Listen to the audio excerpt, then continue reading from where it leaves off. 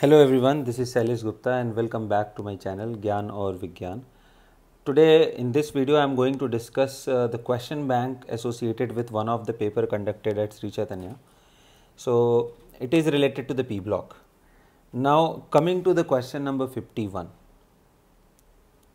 So as you can see that a gas X is passed through water to form a saturated solution.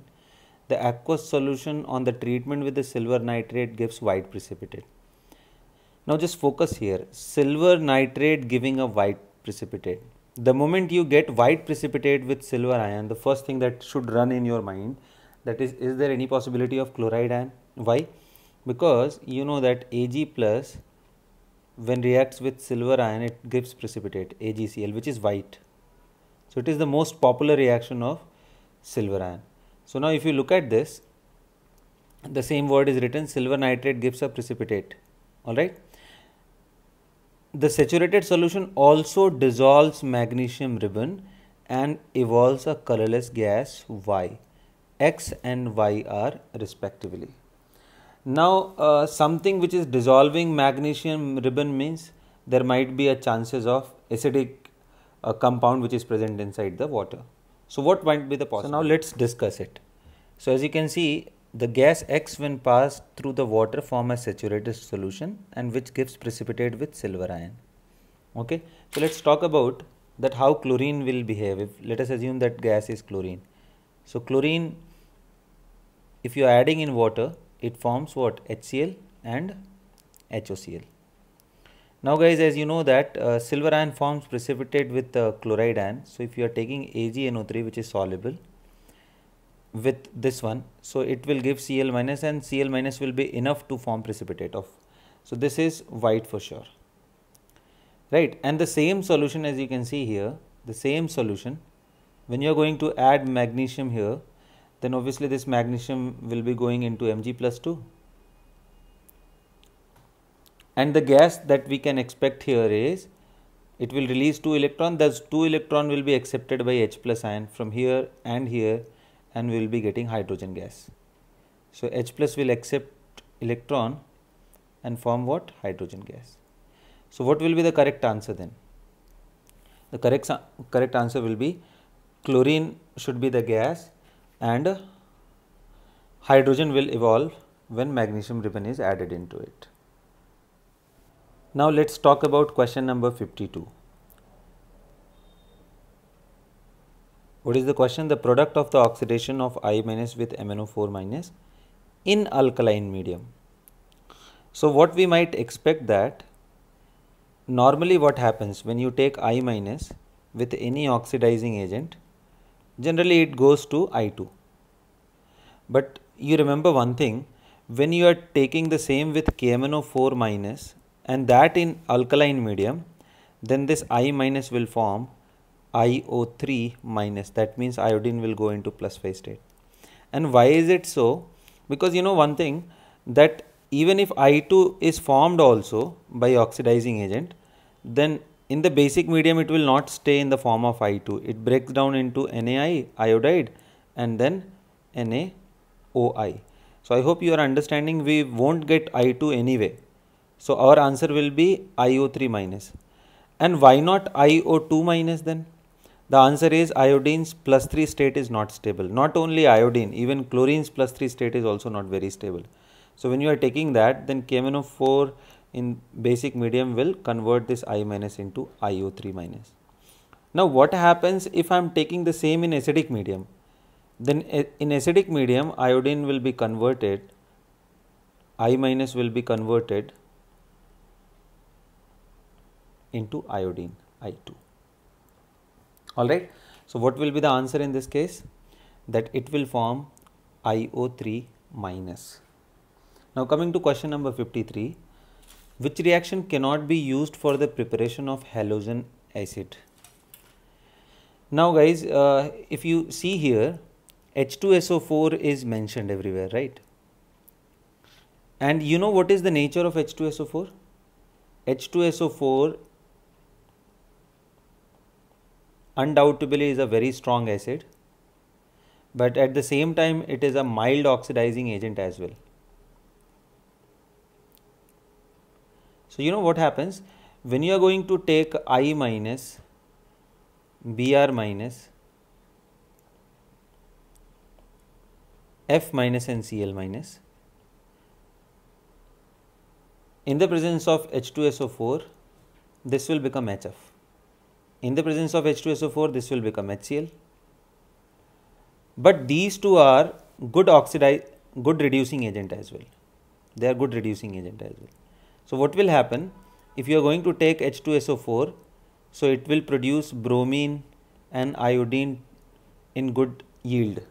So the product of Br minus and I minus will not be exclusively HBr and HI, rather we will get I2 and Br2. Why? Because of its oxidizing nature, because it is an oxidizing agent. Why not it is doing the same with F minus and Cl minus? Because it is not very powerful. It is mild. That's why it is doing that. Okay. Now coming to the next question. Question number 54. The hydrolysis product of ICl3. Alright. It is also very simple. If you see here, when we are talking about ICl3, then what is the oxidation state of the iodine? That is in +3 state. Now if you will hydrolyze, what we may expect? That iodine, water will attack on iodine, because see, chlorine is more electronegative, iodine is more electropositive as compared to chlorine. So it is going to attack here and this will depart from here. So like that, what we can expect, that iodine will go with the oxygen, whereas chlorine Cl minus will go with the hydrogen. So what might be the product? So +3 and then HiO2, which is also +3. So what we will get? Along with this we will get HCl. Right. So one may also argue that, sir, why not I OH and OH and OH? So guys, let me tell you, the moment one of the Cl is replaced by OH, then simply by the push of the lone pair, the second might go by itself only. So you will be getting I double bond O positive with a Cl ion. Now another water molecule is going to attack here and the Cl will also depart from here.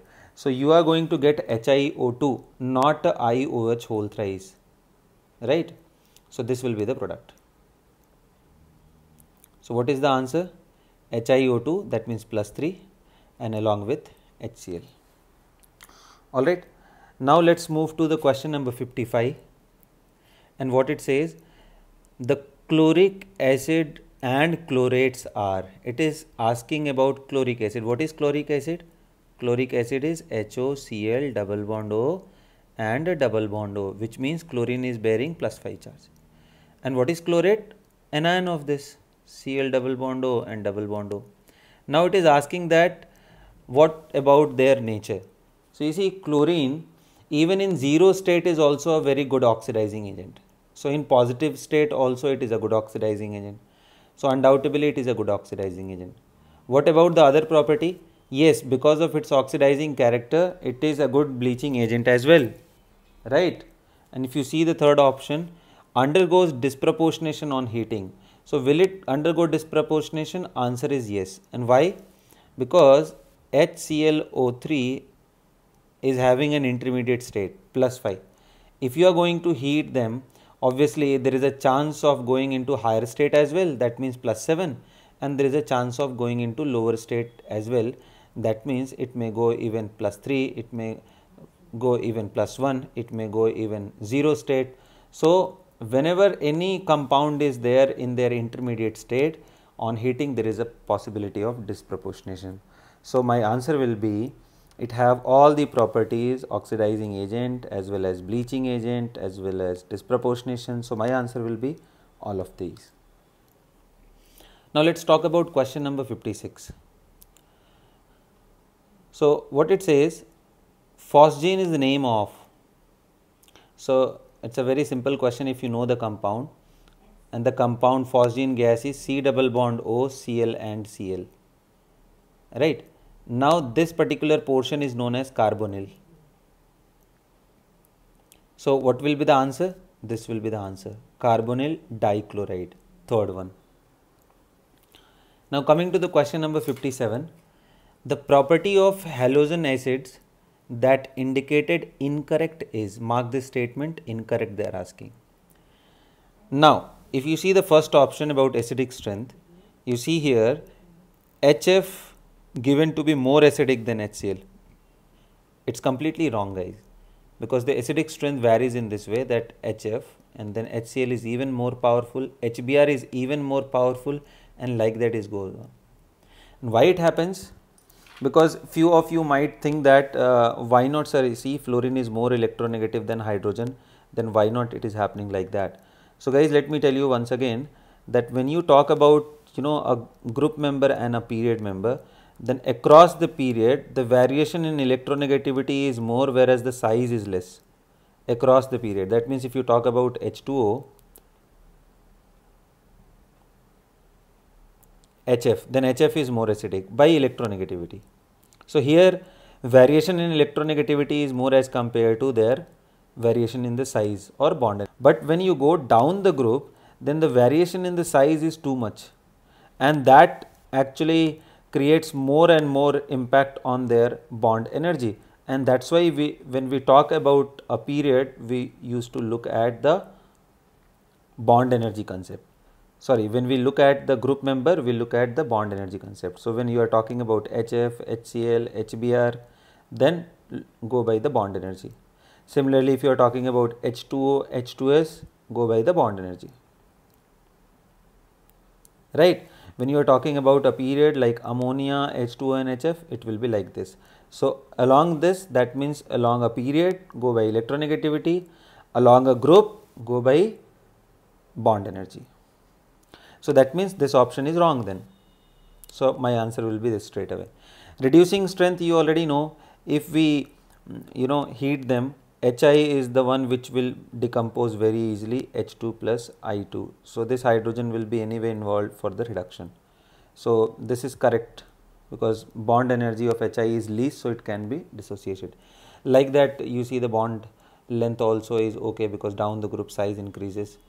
And thermal stability, yes, more the bond energy, it will be difficult to break them. So thermal stability for the covalent molecule is mostly decided by bond energy itself. So it is also correct. Now let's, but they have asked about incorrect statement, right? So incorrect statement will be first one. Rest three statements are correct, but they are asking incorrect. So my answer will be 1. Now coming to 58th, which of the following pair is not correctly matched? So option A is written as a halogen which is a liquid at room temperature is bromine. So yes, you all know that bromine is the only halogen, fluorine, chlorine, bromine and iodine, which exist in liquid state at room temperature.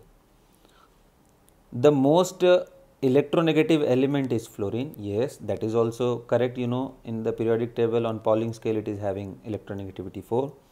The most reactive halogen is fluorine. Yes, that is also correct.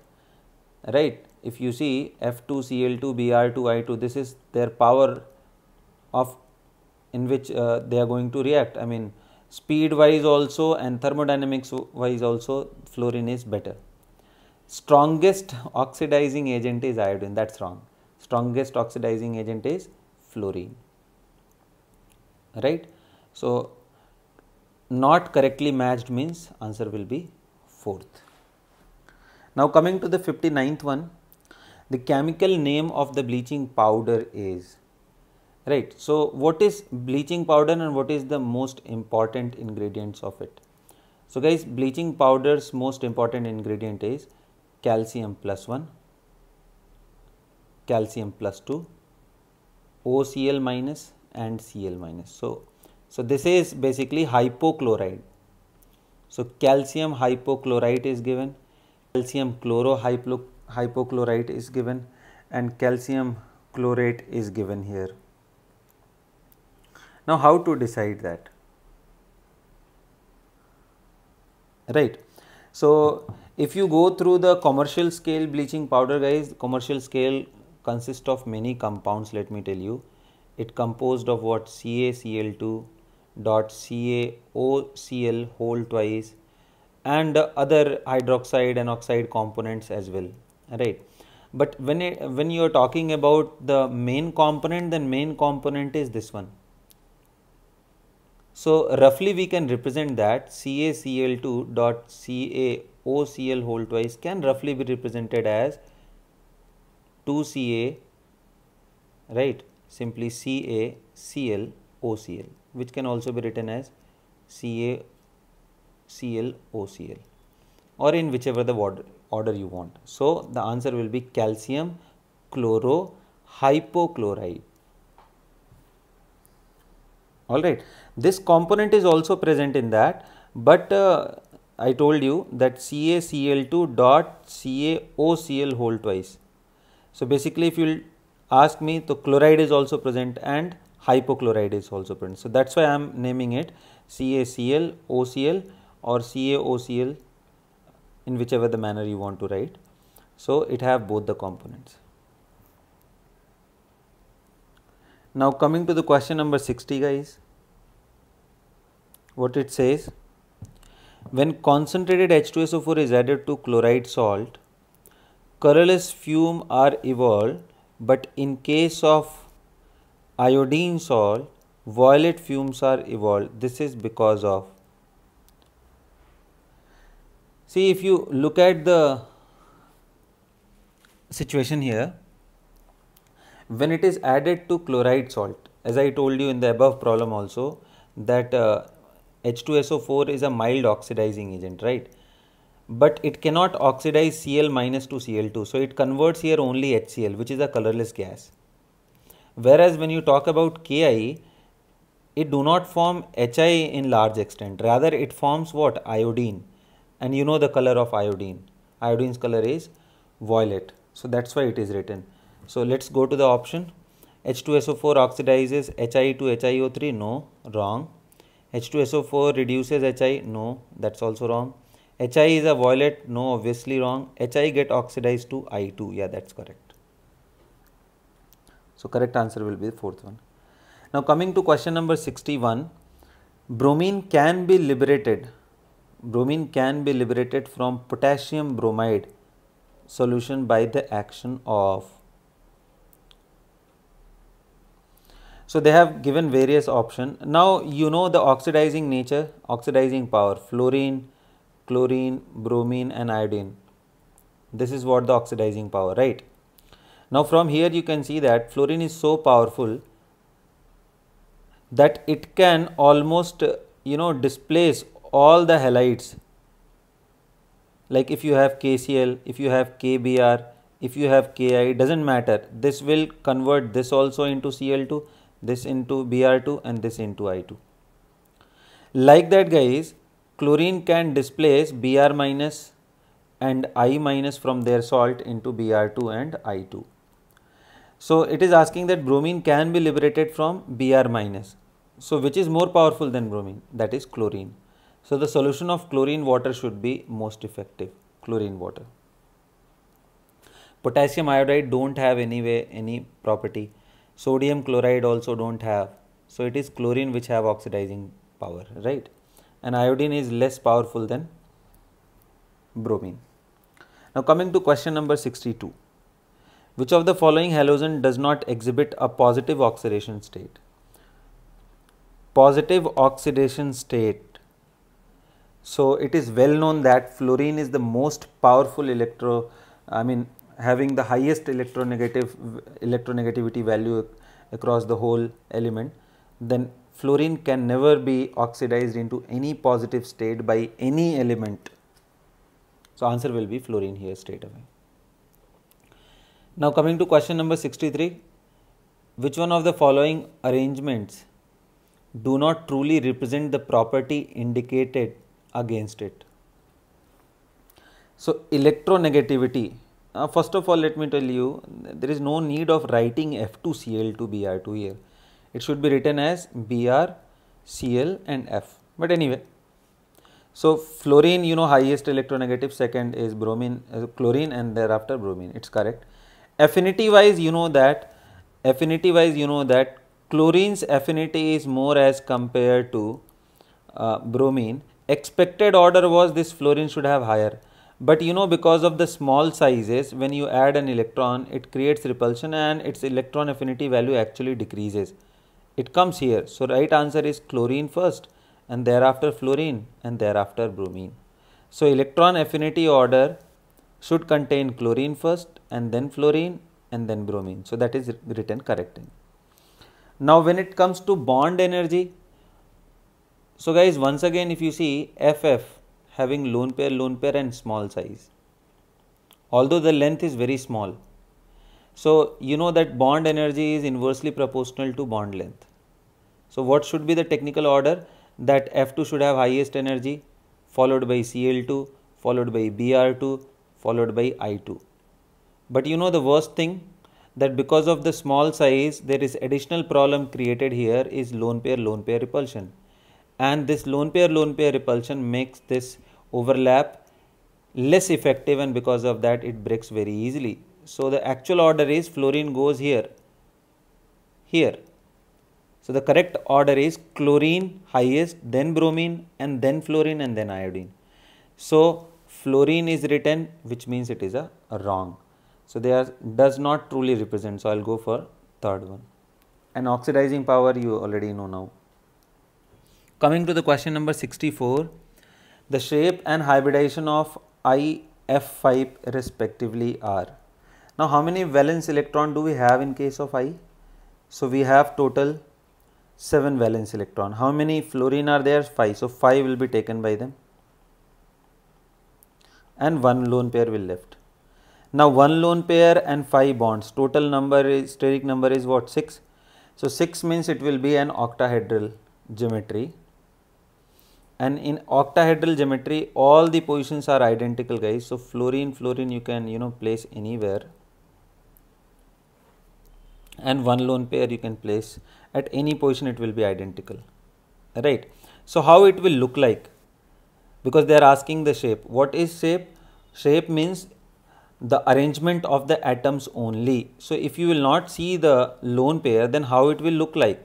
It is looking like a pyramid. Square pyramidal. This is a square and this is a square pyramidal. So my answer will be steric number 6 sp3d2 and square pyramidal.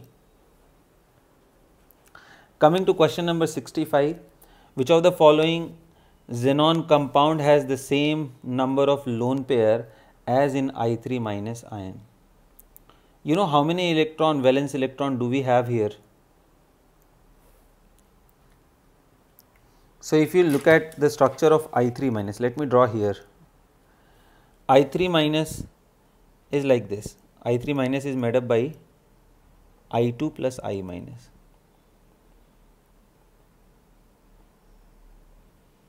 I minus, basically I minus means I is having 7 electron, I minus means 8 electron.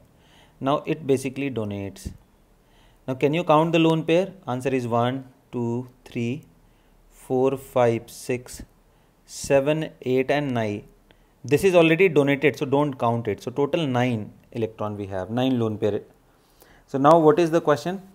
That the same number of lone pair as I3 minus. Right. So let's talk about this. XeO4. You know xenon is having 8 electron. So if you will draw the XeO4, this is the structure. On each oxygen we have how many lone pair left? Now 2. So 2 here, 2 here, 2 here and 2 here. Total 8. But we need 9. Let's talk about XeF4. So XeF4 xenon in the center, 4 fluorine. How many valence electron in xenon? Yes, we have 2 lone pair here, 3 here, 3 here. So 3 on each fluorine. So 4 fluorines are there. So 4 into 3, that will be 12, and plus 2 from xenon, that will be 14. So that is also not correct. Now look at XeF2. If we will talk about XeF2, then we have 3 lone pair on the central atom and 3 on the side atom, one side, and 3 on the other side. So total if you see 3 here, 3 here, 3 here. So what is the total number? That is 9. So my answer will be this one. Now coming to question number 66, which of the following halogen oxide is used for estimation of carbon monoxide in automobile exhaust gases? Now this is very very important, guys, because of the quantitative aspect of detection of CO2. What happens that when you talk about CO gas detection, then this CO can be oxidized from +2 to +4. So it is the iodine pentaoxide I2O5 actually converts this into CO2 and itself converts into iodine. Now this amount is unknown, right? This iodine, whatever it evolves, you remember the reaction of iodine with hypo in the presence of starch, Na2S2O3. This converts into I minus and the sulfur goes into S4O6, Na2S4O6. By this reaction, if the molarity and volume, in this titration, if these two variables are known to us, then from this Na2S2O3 we can estimate the amount of iodine, and once iodine is known to us, we can tell the amount of CO which is present. So in that respect, this is very very important. So what would be the answer? Answer is I2O5. Okay, because other apart from iodine, because see why it is very specific, because this particular reaction in the presence of starch, iodine gives violet color. So we have a suitable indicator. The carbon monoxide can be converted into CO2 by other compound as well, but whatever the product that is formed, that cannot be detected by any other thing. So this is very suitable because I2 plus starch becomes a colorful thing and which we can detect and which we can titrate. So my answer would be I2O5. Now moving to the next question, question number 67. XeF6 dissolves in anhydrous HF to give a good conducting solution. See, the conduction in the any solution used to happen because of the ions. So that means they are giving us some ion. Now let's look into in this way that, guys, just like chlorine or bromine or iodine's halide like ClF3, ClF5, IF5, IF7, just like them, even noble gas form also halides, and just like them, it is also very very powerful halogenating agent. Halogenating agent means it tries to donate halogen to other species. For example, if XeF6 is taken with HF in anhydrous medium, means no water is present, then what will it do? It will donate one of its halogen and it will become XeF5 positive and F minus, and that F minus will be bonded with this HF through hydrogen bond and it will become what? HF2 minus. So XeF5 plus and HF2 minus. And if you are so much interested to know the structure of HF2 minus, it is like this: HF partial negative, partial positive, and very strongly bonded to F minus. So this is hydrogen bonding that I was talking about. So my answer would be HF2 minus and XeF5 plus. So option number 2. Now coming to question number 68, everyone. Now it is saying that fluorine and chlorine are soluble in water because. See, it is very interesting. You look at the nature of fluorine and chlorine. Both of them, F2 and Cl2, both of them are non-polar in nature because there is no gap of electronegativity. Dipole moment is 0. And water is a polar substance, isn't it? And if it is a polar and protic means it have OH bond here. So high electronegative along with hydrogen bond, whenever it is there, it is said to be protic. So polar protic solvent H2O, and this is non-polar compound. So there is no chance of miscibility, means it will not dissolve unless it is going to react. So as you know that fluorine and chlorine, they are one of the most reactive elements. It reacts with water. At the same time, chlorine also reacts with water.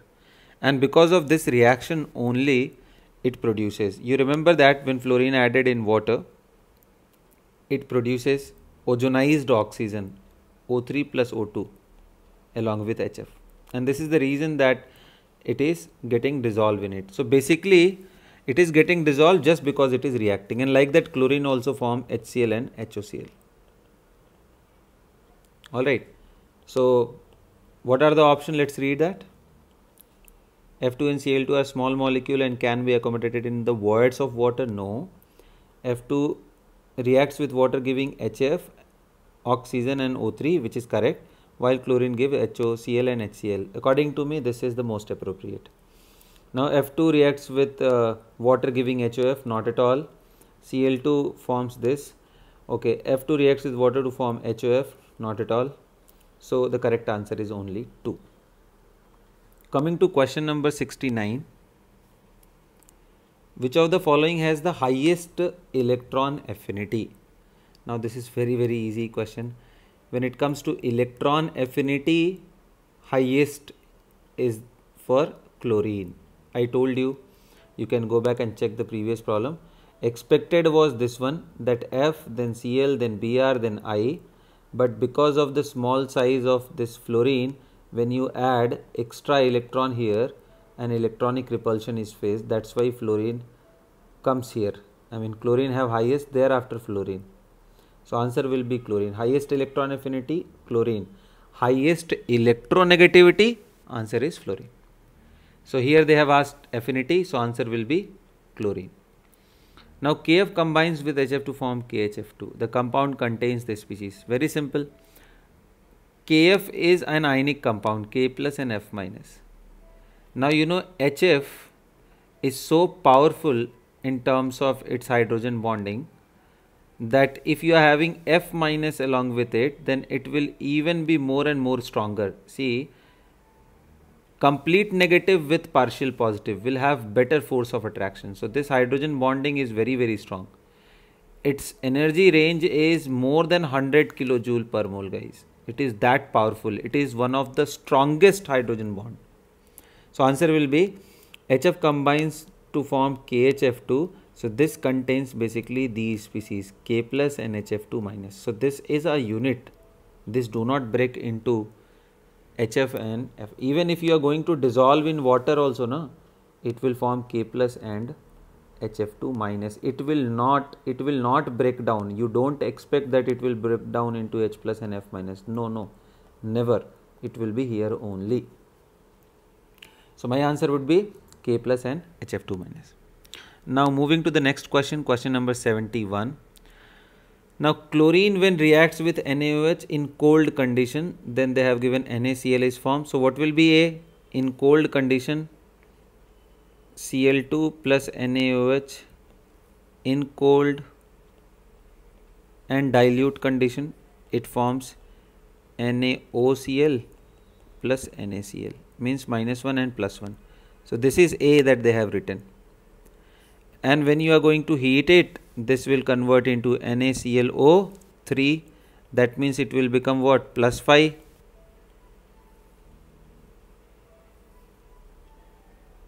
Right.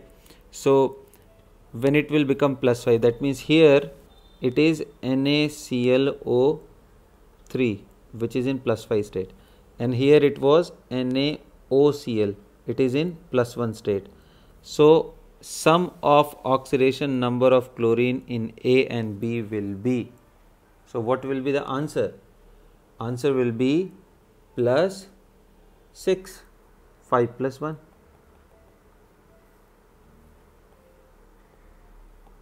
Alright. Now moving to the question number 72. Total number of lone pair in the compound XeF4. Very simple. Draw the structure of XeF4. Xenon is there. 4 fluorines are there. How many lone pair do we have? Yes, 2 lone pair at the central atom.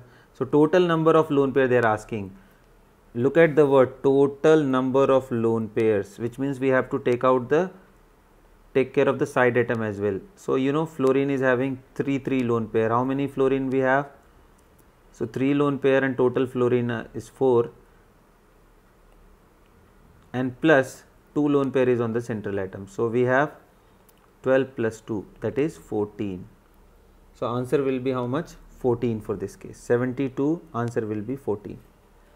Now moving to the next question. So let's read the question once. Average oxidation number of sulfur in the product formed by when iodine reacts with hypo. So what is hypo, guys? Hypo is Na2S2O3, sodium thiosulfate. Okay, so what is the reaction technically? When iodine reacts with hypo, Na2S2O3, iodine undergo reduction and forms I minus, and sulfur oxidize from +2 state to a compound Na2S4O6. Now if you want to draw the structure, you can anyway get the oxidation state average value by simply assuming it to be X and by applying the rule of oxidation number. So what is the charge on the total compound? Answer is 0. So can I write as the sum of oxidation number of every element is equal to the charge on the molecule 0. So what is the charge on sodium? +1. How many sodium atom? 2. Plus what is the charge on sulfur? X. How many sulfur atom? 4. Plus what is the charge on oxygen? We assume it to be -2. How many such atoms are there? 6. So total equal to 0. So basically 2 plus 4x minus 12 is equal to 0. From here 4x is equal to 10. So x is equal to 2.5. This was one of the method. Okay. Another is by looking at its structure. Once in IIT JEE they have asked about the difference into oxidation number of the sulfur present here. So what is the structure? So it is like this. O minus, all the 4 sulfur are joined. You remember Marshall's acid, peroxydisulfuric acid? Is it very similar to like that? I mean, instead of oxygen we have sulfur here. Now what is the oxidation number here? So here we have 0. And what is the oxidation number here? We have, just look at it, 1 and 2 from here and 2 from here. So total number is 5. So what is the sum of oxidation number?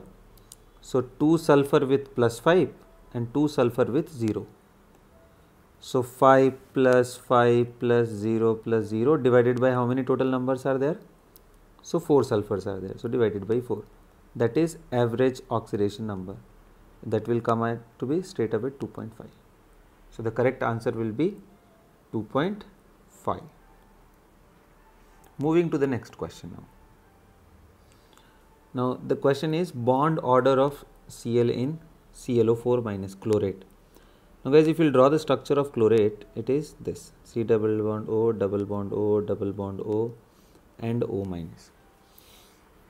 Now some of you might say that, sir, it's a correct structure. So if it is a correct structure of ClO4 minus, then all the length, this bond length, this bond length and this bond length, so 3 are identical and 1 is different, because 3 double bond is there and 1 is single bond. But when you go through the experiment, when you pass the X-ray through its solid, you will find that all these lengths are equal, which means that this is not the correct representation. Then what is the correct representation? Actually, one of the possible structure of Cl is like this also, chlorate is like this also. Another possible structure of the chlorate is like this also.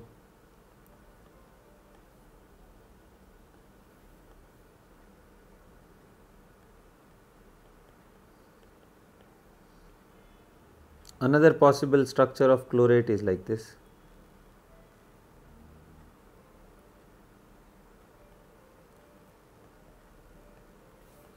So technically none of them are correct, all are just resonating structure. So what is the correct structure? Correct structure is the one which gives exact property of the molecule, and that is this one, guys. Sigma bond is fixed, remaining 3 pi bonds are moving, they are not fixed, they are moving on the 4 centers. So what will be the bond order here? So bond order is what? Number of bond. So bond is sigma plus pi. How many sigma? So sigma is not moving, so that is 1. Pi is moving. How many pi bond we had? 1, 2, 3. Look at here. 1 pi bond and 1 sigma bond. So 1 pi here, 1 pi here, 1 pi here. Total 3 pi. So 3 pi, but at how many centers these pi bonds are moving? See, earlier it was for these 3. Now it is for these 3. Now it is for these 3. So anyway it is moving at 4 centers. So if you will move at 4 centers, so it will become 3 by 4. At one center we have 3 by 4. So what is the answer then? 1 plus 3 by 4 is 0.75. So answer will be 1.75. Alright, so the bond order is 1.75. Now if someone will ask what is the charge on oxygen, answer will be, what was the charge actually? -1. At how many center it is moving? You look at this, all 4 centers it is going. So answer will be, oxygen, per oxygen negative charge will bear -1 by 4. So every single oxygen will have -1 by 4, -1 by 4, -1 by 4, -1 by 4, and this structure is hybrid structure or real structure, you can say. Now moving to the question number 75 and the last question. Now if you look at that, it is a very simple question of calculation of the concentration. They are asking that 500 gram of a toothpaste contains 0.2 grams of fluoride concentration. So what is the concentration F minus in ppm? Now you know ppm concentration, so ppm is equal to mass of solute divided by mass of solution into 10 to the power 6. How much solute mass is there? So answer is 0.2. So solution, this plus this, but sum of these two value will be close to 500 only, because 0.2 is negligible as compared to that. So answer will be 0.2 divided by 500 into 10 to the power 6. Now if we simply solve it, you will get 400 ppm. So what will be the answer for this? 400. So that's all everyone. I hope you guys understood the question answer discussion. See you guys in the next video. That's it. So guys, for more such videos, like, share, comment, and don't forget to subscribe my channel Gyan or Vigyan. See you guys in the next video. That's it.